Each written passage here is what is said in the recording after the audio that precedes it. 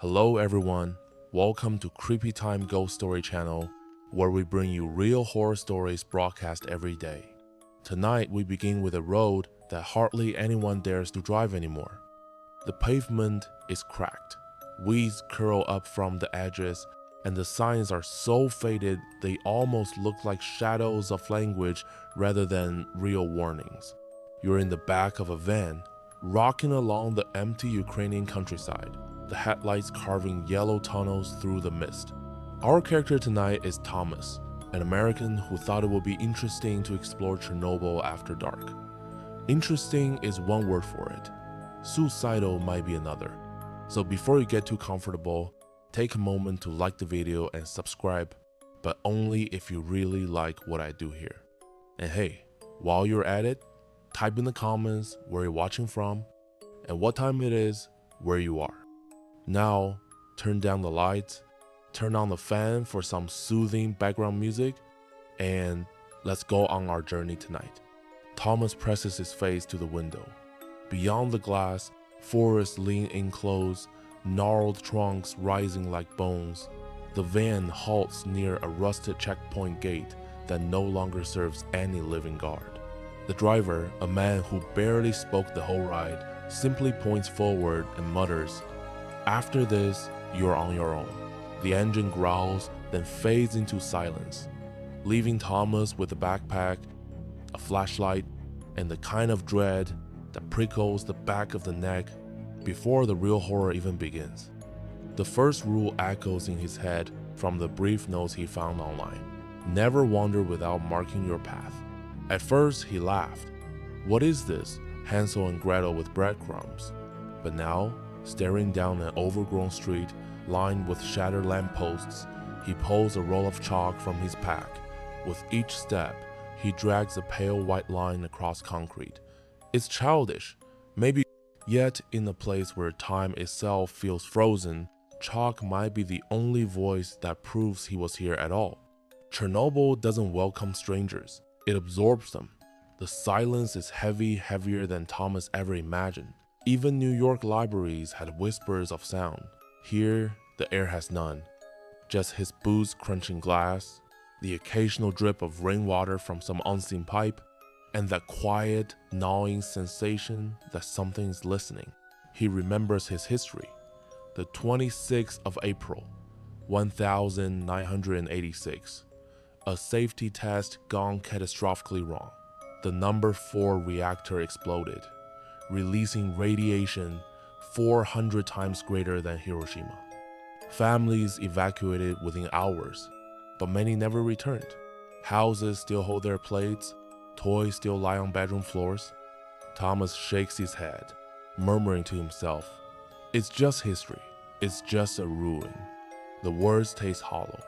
He turns into a street lined with crumbling apartment blocks. Windows gape open like missing teeth, curtains stirring though the air is still. As he marks another chalk line, Thomas notices something unsettling. The white streak behind him is smudged, as though a hand or claw dragged through it. He stops, staring. Nothing moves, but the hairs on his arm bristle. That's the problem with rules. They exist because someone ignored them first. There's a true story guides sometimes tell visitors in daylight. A group of thrill seekers entered without marking their path. When they didn't return, search teams found their equipment abandoned in different corners of Pripyat. No one knows why they separated. One was discovered weeks later, dazed, miles from the zone. He had no memory of how he got there, only muttering about voices leading him on. Thomas breathed slowly, chalk pressed hard against the asphalt as if writing could anchor him. A sudden metallic clang breaks the silence. He swings his flashlight toward a toppled bus stop sign. It rocks gently back and forth though the wind is absent. His chest tightens. In academic debates, some skeptics argue that supposed ghost sightings in Chernobyl can be explained by radiation sickness, hallucinations, neurological misfires, even paranoia triggered by subtle toxins. But others insist that trauma leaves imprints. What happened here was so violent, so abrupt, that it scarred not just bodies but the very air. Do ghosts really exist, or are they the echoes of human fear made visible? Thomas doesn't know. But as the sign settles still, he can't shake the thought that something invisible brushed past. Farther along, he stumbles upon an abandoned schoolyard. Desks are overturned, a chalkboard still faintly marked with Cyrillic equations. In the corner, a child's shoe rests beneath a pile of plaster. His flashlight lingers on it too long. Suddenly, the bulb flickers. In that half-second of darkness, he hears it, laughter. Not cruel, not manic, just simple, playful laughter of children, drifting faintly across the yard. His heart seizes. When the light steadies, the desks are empty, the shoe unmoved. Yet, he finds himself stepping back, whispering, "Don't follow the sound. Don't follow."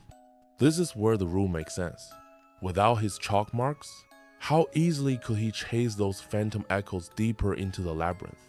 How easily could he vanish, just like the thrill seekers? Thomas hurries on, pulse pounding, the chalk runs low, the stub scraping with every step. He feels absurdly attached to it now. Each mark is proof that he can return, that he isn't already lost to the zone.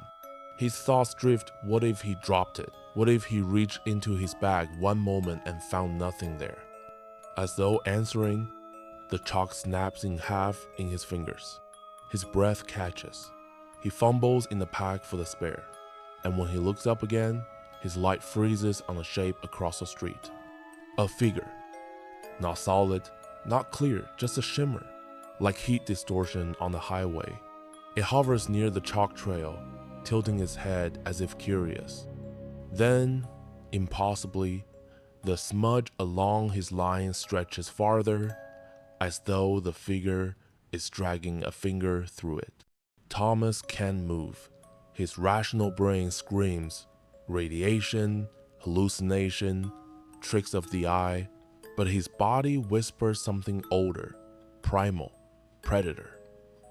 The figure vanishes as quickly as it appeared, leaving only broken silence. His legs finally obey. He bolts forward, chalk in hand, marking faster, messier lines. Rule 1 is no joke. In Chernobyl streets, without a trail, you don't just lose your way, you lose yourself. By the time he stumbles into another intersection, lungs burning, he forces himself to stop. He listens, only his heartbeat, only the drip, drip, drip of unseen water. But in the periphery of his hearing, maybe, just maybe, the fading sound of children's laughter again. He wipes sweat from his brow. The night has barely begun. Thomas doesn't realize when the city ends and the forest begins. One moment, he's following chalk lines along broken sidewalks. The next, the trees lean overhead like a collapsing cathedral. Their trunks twist unnaturally, as though trying to flee from the ground itself. Radiation doesn't kill everything outright, it mutates. Branches curl like deformed limbs, and moss glows faintly, pale and sickly in his flashlight beam. The air is different here, heavy. His throat burns after every breath, and he pulls a scarf over his mouth, though it barely helps. He knows the science. Radionuclides seep into soil and water, altering ecosystems for centuries. But walking under this canopy, science feels like a fragile excuse.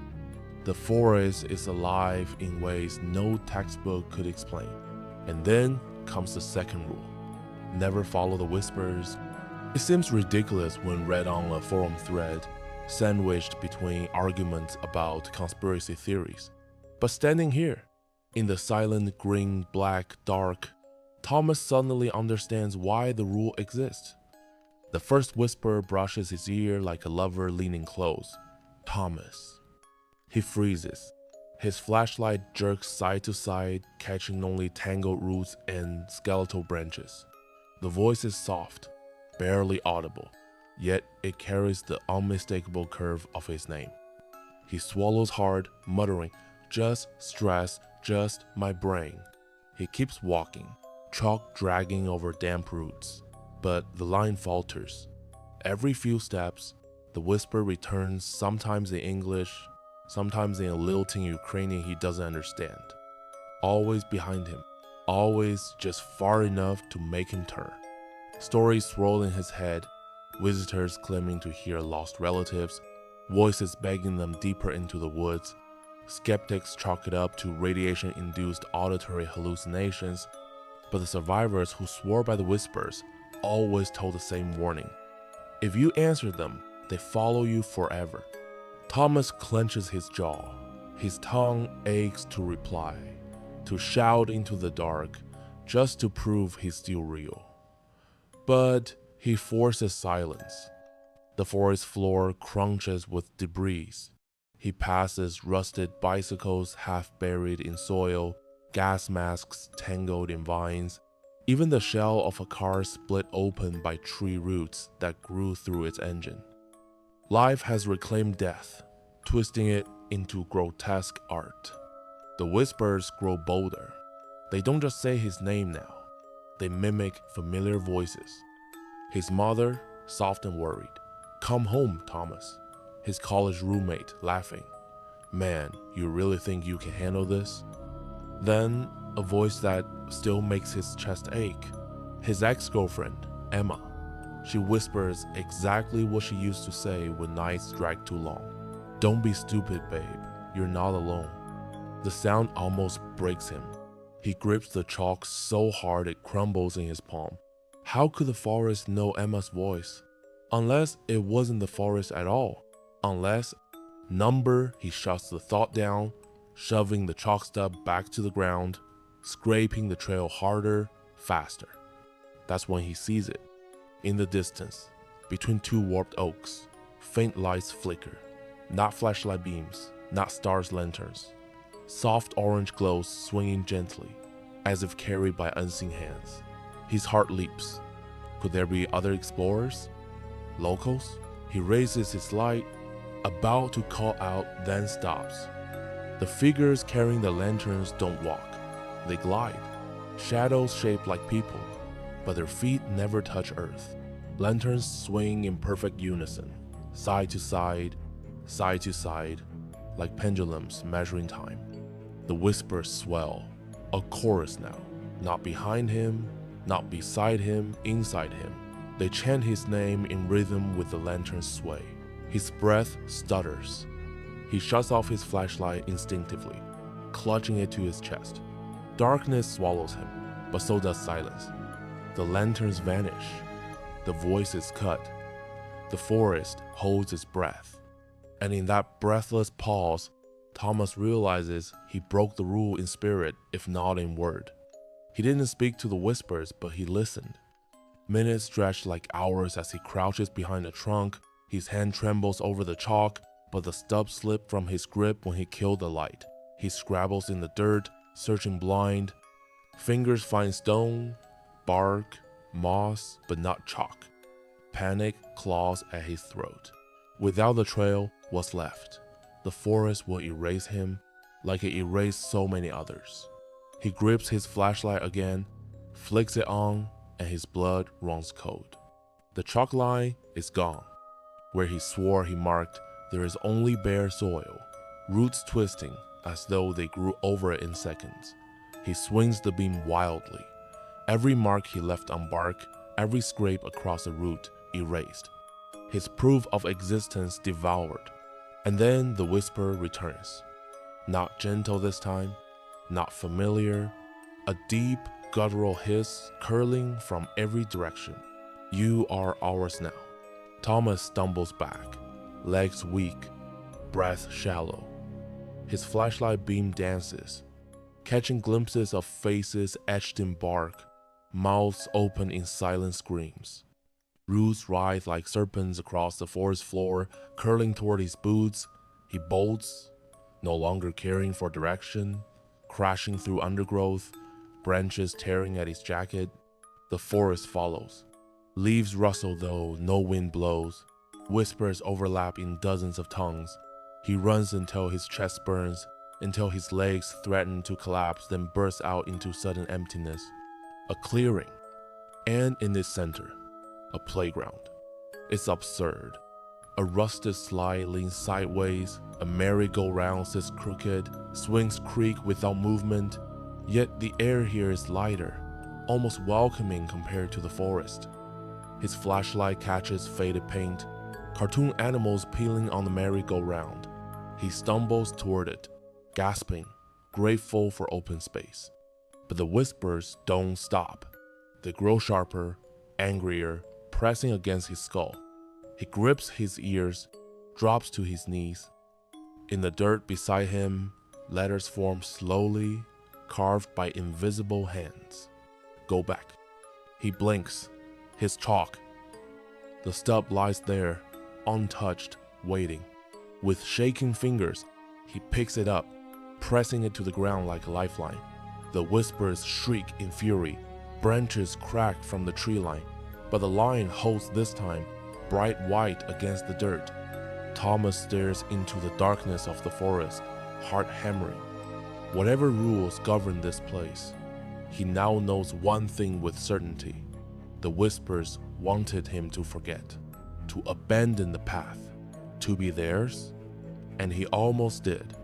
But the night isn't over. The playground is only the edge. Ahead lies Pripyat proper, the Ferris wheel, the hospital, the ghost city itself. And with every step he takes toward it, he knows the forest hasn't finished with him yet. The playground creaks under the weight of silence. Thomas circles it slowly, chalk dragging behind him like a tether to sanity. The air here is still unnervingly so. Not even the insects hum. It's as though the world itself refuses to acknowledge this place. The swings sway faintly, though no wind blows. Rust flakes down like snow whenever they move. He shines his flashlight at the merry-go-round, its paint peeling in streaks of yellow and red. Cartoon bears smile grotesquely through rusted faces. His stomach knots. He remembers reading that children were among the first evacuated from Pripyat, leaving toys and playgrounds behind. Their laughter never faded, it was swallowed. The second rule lingers in his mind. Never follow the whispers. He survived that, barely. Now the third rule waits, etched in blood-red text on the forums, repeated by veterans of the zone. Do not touch the playground after midnight. Thomas checks his watch. 11:53, 7 minutes. He swallows, debating whether to push through the clearing and find safer ground. But safer ground doesn't exist here, does it? Everything in Pripyat is poisoned, haunted, waiting. And if he leaves without understanding the rule, he'll never forgive himself. So he waits. Each second feels like a nail driven into his skull. His flashlight beam crawls across the slide, the swings, the merry-go-round. His chalk line circles him, unbroken. He mutters under his breath, trying to keep his thoughts tethered. 5 minutes. The swings stop moving. Completely. Mid-sway, as though frozen in time. 4 minutes. Rust crackles faintly from the merry-go-round. It begins to turn. Not fast, just enough for its metal to groan. Thomas grips his flashlight tighter. It's just settling, he whispers. Just physics. 3 minutes. The slide echoes. A metallic thud, as if something heavy slid down its corroded surface. He jerks the light toward it. Nothing. Only the hollow mouth of the chute, black as a gaping throat. 2 minutes. His chalk stub trembles in his hand. He refreshes the circle, desperate to believe it will protect him. But the ground quivers faintly, as if dozens of feet are stomping beneath the soil. 1 minute. The air grows ice cold. His breath fogs before his face. The swings begin to sway again, but not randomly, in unison.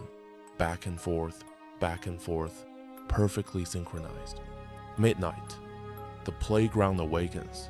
Every structure groans, as though something inside stretches awake after decades of sleep. Rust flakes fall like ash, and then, Faintly, the laughter begins. Children, dozens of voices giggling, high-pitched and overlapping. Not joyful wrong. Each laugh carries a jagged edge, like glass scraping metal. Thomas clamps his hands over his ears, but the sound vibrates through his skull. Shapes appear. Small figures gather at the swings, the slide, the merry-go-round. Children made of ash and smoke, their outlines flickering like shadows against firelight. Their faces are smeared, features blurred, except for their eyes hollow, glowing embers. They play. The merry-go-round spins faster, though no hands push it. Figures cling to its bars, giggling as sparks fly. The slide rattles as a dozen weightless shapes shoot down, vanishing at the bottom like water into a drain. The swings creak violently, rising higher, faster, though no chains hold weight. Thomas chokes back a sob. He squeezes his eyes shut, but the laughter grows louder, closer. Something brushes his arm cold, fragile, like the hand of a child tugging for attention. He jerks back, flashlight flaring, and freezes. A little girl stands before him, or what's left of one. Her dress is torn, faded yellow. Her skin is pale as wax, glowing faintly with radiation burns. Her eyes are black pits that drip ash, and when she smiles, her teeth are small shards of bone. "Play with us," she whispers. Her voice is both a child's plea and a monster's hiss. Thomas stumbles backward, chalk scraping against dirt, widening his circle. The girl tilts her head, staring with an expression that is both curious and hungry. The other children pause their games, turning in unison. Every ember eye locks on him. The laughter stops. Silence crushes the clearing. Then, as one, the children scream. The sound is unbearable, an explosion of shrieks that rattle his bones. The playground shakes violently, metal screeching as if the structures themselves are alive. The merry-go-round spins so fast it blurs. The swings whip through the air like guillotines. The slide splits down the middle with a deafening crack. The little girl lunges. Her hands slam against the invisible barrier of chalk. Sparks explode, light searing the night. She shrieks, face contorting into something monstrous, rows of jagged teeth splitting her mouth wide. The other children swarm, clawing, slamming against the barrier, their ash bodies sparking on contact. Thomas grips the chalk tighter, dragging it desperately, reinforcing the circle as it cracks beneath their assault. His flashlight flickers, the screams batter his mind, threatening to shatter it. And then, as suddenly as it began, it stops. 1 a.m. The children vanish. The playground collapses into silence once more. Swings hang limp. The merry-go-round creaks to a halt. The slide lies split, rusted metal jutting like broken bones. Thomas collapses to his knees, chest heaving, chalk still clutched in his bleeding fingers. His ears ring, his eyes blur, but the circle holds. He survived. Barely. And as the silence settles, one thought echoes in his head, louder than the whispers, louder than the screams. That was only the playground. The hospital waits next. And if the rules are real, he hasn't even faced the worst of them yet. The hospital looms ahead, a black silhouette blotting out the moon. Its windows gape like eyeless sockets. Glass long since shattered, curtains rotting in strips that sway like skin in the breeze. Even from a distance, Thomas feels its weight pressing down on him. The playground had been alive with noise. The hospital is worse. It is quiet, too quiet. Rule number 4, hums in his memory, whispered across the forum threads, repeated by survivors who never posted again. Do not look at the bedsheets. He grips the chalk in one hand, flashlight in the other, and crosses the threshold. The lobby yawns open, littered with debris. A wheelchair rests overturned, its wheels frozen in rust. Posters curl on the walls, faded warnings about radiation exposure, evacuation protocols, and hygiene campaigns no one had time to follow. The smell hits him, then sharp, metallic, laced with mold and something sour. Death, he thinks, though there are no bodies, not anymore. Only stains where beds once stood, only shadows of what lingered. His light cuts across peeling paint, down hallways that stretch too far. Each corridor hums faintly, like air vibrating in his skull. He swallows, forcing his feet forward. He remembers something he read late one night, on a page that was deleted the next morning. A user had written only 2 lines. The beds breathe. Don't look at the sheets. Thomas ascends a staircase, the steps groaning beneath his weight. On the 2nd floor, he finds them. The beds, row after row, lining the hallways. Metal frames streaked with rust, wheels locked into place. Each holds a mattress thin as paper, yellowed with time. Sheets cover them, stiff, wrinkled, sealed tight, like bodies wrapped for burial. He forces his eyes straight ahead. Chalk marks trail at his feet. He will not look. But a sound begins. A whisper, a shuffle. The bed sheets move. Only slightly, at first a subtle rise and fall, as if something beneath them breathes. Thomas's pulse skyrockets. He grips his flashlight harder, knuckles white. He tells himself it's the air. Just the air trapped inside, shifting. But then, fingers. Thin impressions press against the fabric from underneath. 10 of them, stretching upward, clawing faintly, leaving deep indents in the sheets. Thomas looks away, faster than instinct allows. His stomach twists, bile rising. He knows the rule. He will not break it. The hallway narrows. He passes bed after bed, each one stirring. Some twitch violently, sheets jerking as though bodies writhe beneath them. Others remain perfectly still, but the air above them shimmers faintly, like heat rising from asphalt. A soft voice whispers from under the nearest bed. "Help me." He squeezes his eyes shut, his ears ring. He would not listen. Another voice joins, then another. Soon the hall vibrates with whispers, dozens of voices rising and falling, all muffled by sheets. Men, women, children. Some pleading, some sobbing, some laughing. Thomas quickens his pace, chalk scraping faster against the ground. He refuses to break the rule, but the voices know him. Thomas. He freezes. That was his sister's voice. Impossible. She's alive. She's safe, hundreds of miles away. She doesn't even know he's here. And yet, her voice seeps from under a sheet 3 beds away, soft and cracked, just the way she used to sound after crying. "Thomas, don't leave me." His throat burns. His eyes water. He bites his lip until it bleeds. "Don't look. Don't look." The voices shift again.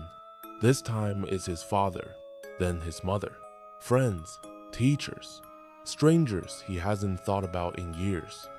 Every sheet holds a memory, every sheet a stolen voice. And then, all at once, the sheets rise. Dozens of them. Each sheet balloons upward, though nothing solid moves beneath. They inflate like lungs drawing in breath. The air in the hallway thickens, heavy, toxic. His flashlight flickers wildly. The chalk crumbles in his trembling hand. One bed beside him exhales. The sheet deflates, releasing a hiss of air so cold it burns his skin. And in that instant, against every instinct, against the rules Thomas glances, just once, and what he sees will never leave him. Beneath the sheet lies no body, no bones, no corpse, only a void, a sucking hole where the mattress should be. infinite and endless. Black tendrils writhe inside, reaching upward, clawing for light. And deep within, dozens of faces scream silently, mouths stretched wide, eyes hollow, trapped forever. Thomas stumbles back, choking on air that tastes of rot and ashes. His chalk circle shatters as he drops the stub, scrambling toward the stairs. The sheets rise higher, swelling like they will burst. The voices grow deafening. Stay with us. Lie down. Rest. Dozens of whispers converge into one. Join. He runs. His flashlight beam jerks wildly, barely illuminating the staircase as he crashes downward, boots slipping on rusted steps. The voices chase him, pouring down the hallways, crawling across the walls, pressing against his skull. Only when he bursts out of the hospital doors into the night air does the sound cut. Silence slams down like a coffin lid. He collapses in the dirt, coughing, sobbing, clutching the broken chalk stub like a holy relic. His skin burns where the void's breath touched him. His mind screams with the memory of faces clawing from the dark. And above it all, a single thought drives through him, cold as death. If the hospital was only Rule 4, what waits at Rule 5? The hospital's whispers still echo in Thomas's skull as he stumbles into the next zone. His legs tremble, lungs burn, but he forces himself forward. He has no choice. The chalk stub is nearly gone, worn down to less than an inch. He prays it lasts long enough. Through the trees, he sees it. A carnival, the remnants of one, at least. Rusty metal gates creak in the breeze. Torn banners flap faintly, their once bright colors long bled to gray. The air here feels different, not suffocating like the hospital, almost playful. A faint melody drifts through the night, the tinkling notes of a calliope, distorted and off-key, as if recorded decades ago and left to rot. Thomas swallows hard. Rule 5 whispers in his mind. Do not acknowledge the passenger on the Ferris wheel. The wheel towers ahead, impossibly tall, a silhouette cutting jagged against the stars. Rust streaks down its spokes like dried blood. Some of the gondolas hang at broken angles, chains groaning whenever the wind shifts. And yet, it moves slowly, steadily. The wheel turns, but there's no engine, no power source, just gears grinding, as though pulled by invisible hands. Thomas steps closer, chalk dragging across cracked pavement. Cotton candy bags crunch beneath his boots. Fossilized decades ago, stuffed animals hang from abandoned stalls, fur eaten away, button eyes staring blankly. The closer he gets, the louder the carnival becomes. Children laughing, rides squealing, barkers calling out prizes. But the grounds are empty, only dust and rust remain. At the base of the Ferris wheel, a sign dangles by a single chain. Its letters are warped, but he can still read them. One seat always taken. The wheel screeches. A gondola descends, stopping right in front of him. Its metal cage yawns open, the seat inside lined with cracked vinyl. For a moment, it looks empty. Then, movement. Thomas's breath hitches. Someone is sitting there. At first, the figure seems blurred, like his mind refuses to hold on to its details. The shape shifts with every blink, sometimes tall, sometimes hunched, sometimes so small it seems childlike. But one thing never changes. It is looking at him directly, eyes black as tar, set in a face he cannot recognize, yet somehow feels familiar. The passenger doesn't move, doesn't speak, doesn't even breathe. It only waits. Thomas feels his throat tighten. The rules repeat in his skull. Do not acknowledge the passenger. He grips the chalk tighter. He forces his gaze downward at the wheel's rusted base. He will not meet its stare, but the wheel groans, creaking higher, and the gondola sways slightly. The passenger leans closer. Thomas, it whispers. His blood freezes. It knows his name. The voice is soft, syrupy, layered like dozens of voices speaking through one throat, male and female, child and elder, all folding together. Right with me. Thomas shudders. His jaw clenches until his teeth ache. He keeps his eyes glued to the chalk at his feet. The passenger laughs then. A brittle, scraping sound, like metal grinding on metal. The gondola creaks again. Something touches his arm. Ice cold. He jerks, almost dropping the chalk. His head twitches toward the seat before he catches himself. Number he can't look. He can't acknowledge. The passenger breathes against his ear now. Close. Too close. You saw the bed sheets. Thomas's stomach lurches. His vision blurs with panic. He squeezes his eyes shut, forcing himself to keep walking. Chalk dragging forward, step by agonizing step. The voices of the carnival swell. Laughter becomes screams. Music warps into shrill, broken notes. The Ferris wheel speeds up, its gears shrieking as if tearing themselves apart. Dozens of gondolas swing violently, and in each one he sees them. Passengers. Every seat is filled, every single one, and all of them are staring at him. Their mouths stretched impossibly wide, splitting cheek to ear. Their black eyes glisten with hunger. In unison, they speak with that same layered voice, shaking the night air like thunder. We ride forever. The Ferris wheel spins faster, faster. A cyclone of rust and shadow. Wind blasts against Thomas' body, nearly throwing him off his chalk path. He can hear the passenger climbing out now, metal screeching as the gondola swings open, chains snapping. He runs. The laughter follows him, rising higher, until the whole carnival howls with glee. Only when the wheel vanishes behind him does the sound fade, leaving him broken, panting, clutching his last fragment of chalk. His sanity is hanging by threads, and still, he knows two more rules remain. Thomas staggers down a cracked asphalt road, his lungs aching. His legs want to buckle, but the chalk keeps him steady. That tiny stub is almost gone. The carnival's laughter lingers in his ears, faint but maddening, as though the Ferris wheel still spins inside his skull.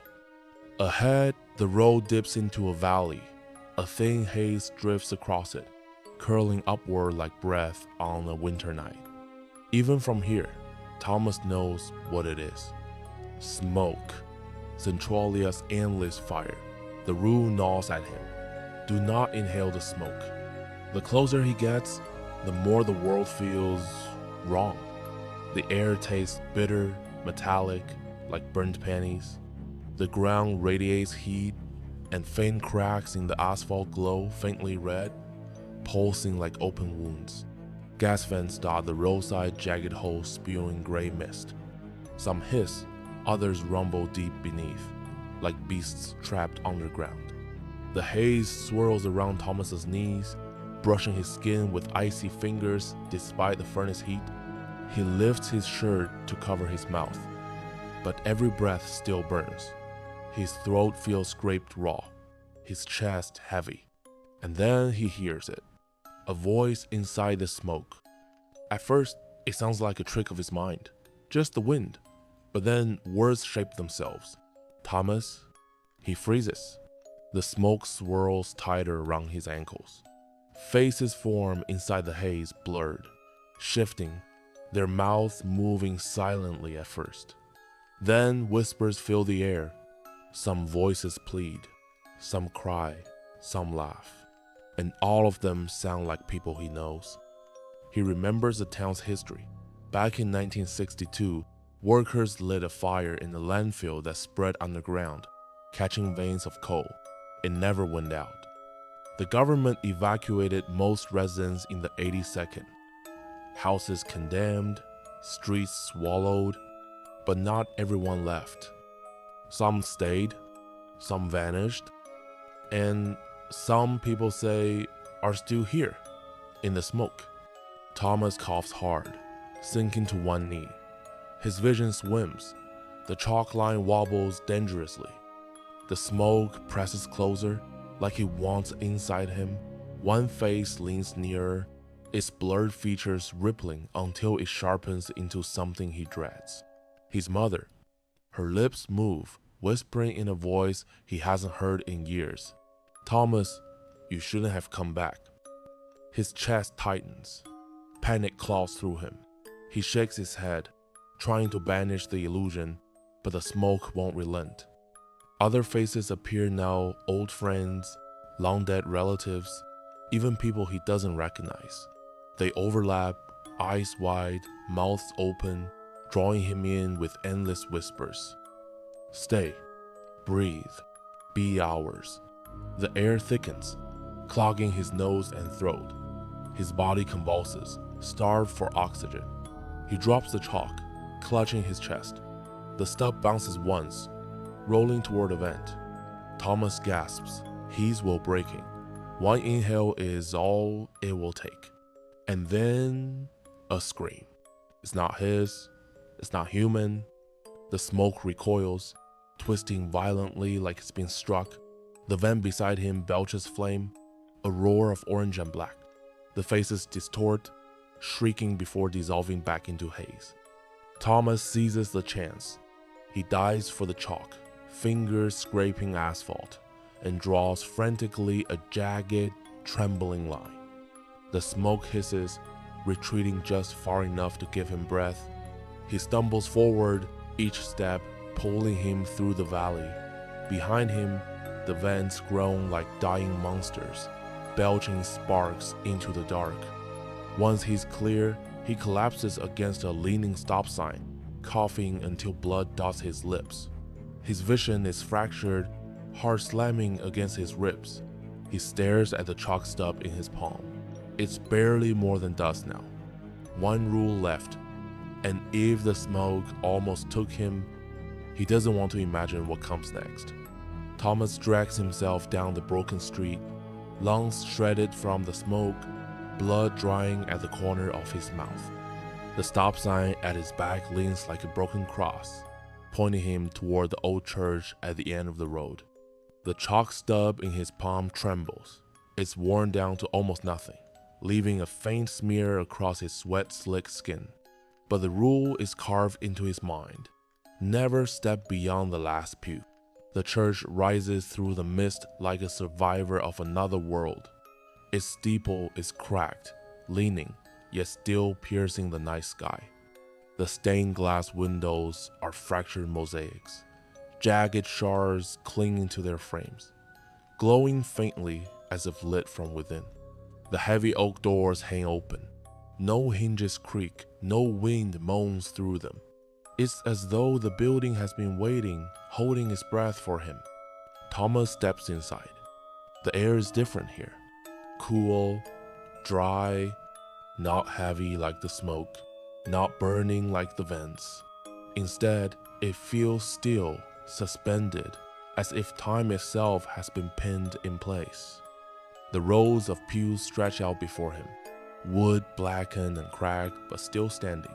Dust coats everything, thick and gray, untouched for decades. And at the very back, carved into the final pew, he sees it. A line, chalk, old, faded, nearly gone. He recognizes the shape, instantly the same crude strokes he's been dragging across the town. Someone else had been here, someone before him. And they knew. The silence presses harder the deeper he goes. And then, faintly, a sound, a voice. At first, it's a whisper, barely audible, like a child humming under their breath. Then it grows, soft, melodic, words spilling out in broken Latin. He follows it down the aisle. The pews on either side hold shadows. Not people, not quite, just outlines, faint as smudges. frozen in the act of kneeling. He tries not to look too long, afraid their hollow faces might shift toward him. The chant grows louder. It comes from the altar. And then he sees her, a woman kneeling before the crucifix. Her hair hangs in a dark curtain down her back, her body still. Thomas whispers, voice cracking, "Hello?" She doesn't move. He takes one more step, then stops. The chalk line across the last pew is inches from his shoes. His foot hovers over it. He remembers the rule, never step beyond. But the woman hums louder, the Latin chant spilling from her lips like a lullaby. The air vibrates with it, shaking the dust from the rafters. Her voice is beautiful, mournful, endless, and is pulling him forward. He tightens his grip on the chalk. His hand shakes. He looks at her again. Her head tilts just slightly, as though she feels his eyes. Then, slowly, she begins to rise. The chant never stops. It deepens, layering over itself, dozens of voices spilling from her throat at once. Her arms extend outward, trembling, as if she's lifting something unseen. The crucifix behind her cracks, a sharp splintering sound. Thomas's whole body screams at him, "Step back." But the pole is magnetic. His shoe brushes the line, and the air changes. Every shadow in the pews turns its head toward him. The dust-thick silence shatters into a chorus of whispers. Hundreds of mouths, all murmuring his name, over and over, swelling louder until it's deafening. The woman turns. Her face is not a face. It is a hollow void, a cavern of smoke and teeth, stretching wider, devouring the crucifix behind her until the wood snaps like brittle bones. She takes a step forward, and Thomas knows if he crosses the line, she will take him too. His chest heaves, the chalk feels useless in his grip. He staggers backward, dragging the stub across the pew. The line brightens faintly, glowing white like it's being recharged. The shadows hiss, recoiling slightly, their whispers breaking into static. The woman shrieks, the voices inside her splitting, splintering, piercing. Thomas falls to the ground, scrambling backward until he crashes through the open church doors. The moment he's outside, the chanting ceases. The night is silent again. The church stands still, its broken steeple looming, its doors yawning wide. And Thomas is down to nothing but chalk dust on his fingers. One rule left, and dawn feels impossibly far away. The church doors groan shut behind Thomas, as though the building itself exhales. He stumbles into the street, knees buckling. His hands are raw, fingertips caked with chalk, dust, and blood. He stares down at them, at the powder that once protected him, and realizes he has nothing left. No more chalk. No more rules except one. The bell tower. Never look at what rings at midnight. The air hums faintly. A vibration. He lifts his head. At the far end of the street, the tower looms. Its stonework is cracked and blackened, windows shattered, but the frame still stands. It rises higher than any other structure in the abandoned town, clawing at the bruised sky. And at its peak, the bell sways, but no wind blows. The sound hasn't started yet, but Thomas can feel it, the inevitability of the strike, the countdown of a clock he cannot see. Midnight is coming. Every step toward the tower is agony. His shoes crunch on broken glass, on rubble, on bones he dares not identify. The street narrows, funneling him forward until he reaches the base of the structure. The entrance yawns like a throat. Inside, the air is colder. The spiral staircase is stone, slick with moss. Each step uneven, dangerous. He grips the wall as he climbs, his breath rattling like dry leaves. The higher he climbs, the louder the vibration becomes. It's not sound yet, just a deep pressure in his skull, swelling, pressing. Halfway up, he passes the remnants of graffiti etched into the walls, strange symbols, desperate warnings. One phrase repeats over and over. Don't look, don't look, don't look. The stairwell opens into the belfry. And there it is. The bell, massive, bronze green with corrosion, hanging by chains that groan under its weight. Moonlight cuts through the shattered windows, draping it in pale light.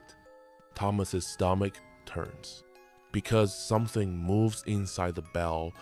At first, he thinks it's just shadow, but then it shifts, stretches. A figure presses against the metal from within, too large for its confines, limbs folding wrong, spine bending in impossible arcs. Its movements send faint shivers through the bell, making it sway.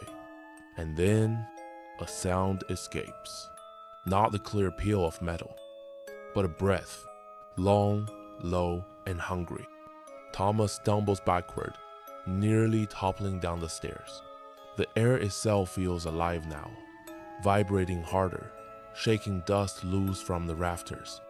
His watch ticks. The minute hand creeps toward 12. He knows what's coming. The rule repeats in his mind, never look at what rings at midnight. But how do you not look when it's right there in front of you? The first strike lands. Boom. The sound tears through him, rattling his ribs, shaking the marrow of his bones. His vision blurs white, his ears scream. He clamps his hands over his head. Another strike. Boom. The air thickens like liquid, dragging at his limbs.